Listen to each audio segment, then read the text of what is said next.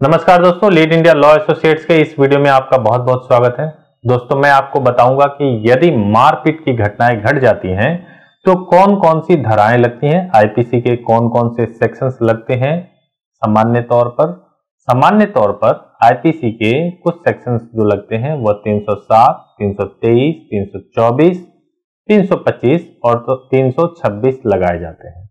मैं यहाँ पर मर्डर की बात नहीं कर रहा हूं, मारपीट की घटनाओं की बात कर रहा हूं जिसमें ये धाराएं आईपीसी के सेक्शंस लगाए जाते हैं।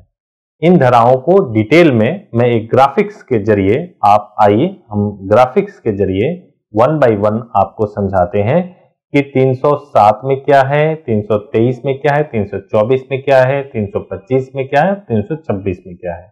इसको ग्राफिक्स और ऑडियो दोनों बताएंगे, उसके माध्यम से आप आसानी से समझ पाएंगे।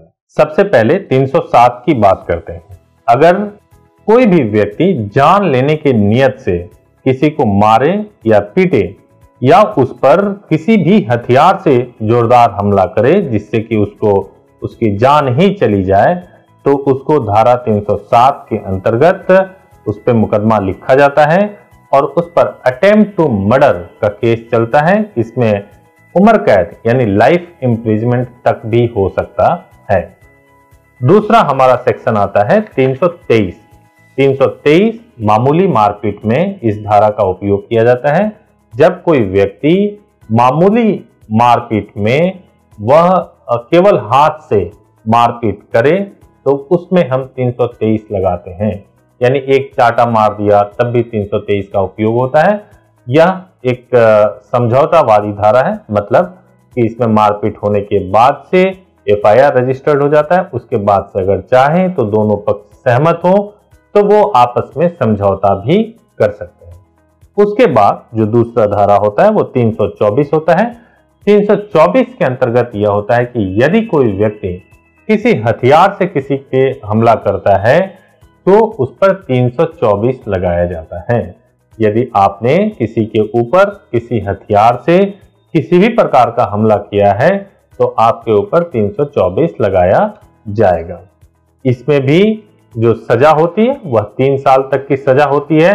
और यह जो सेक्शन होता है वह सेक्शन ऐसा है कि आप इसमें किसी भी प्रकार का आपस में कॉम्प्रोमाइज नहीं कर सकते हैं।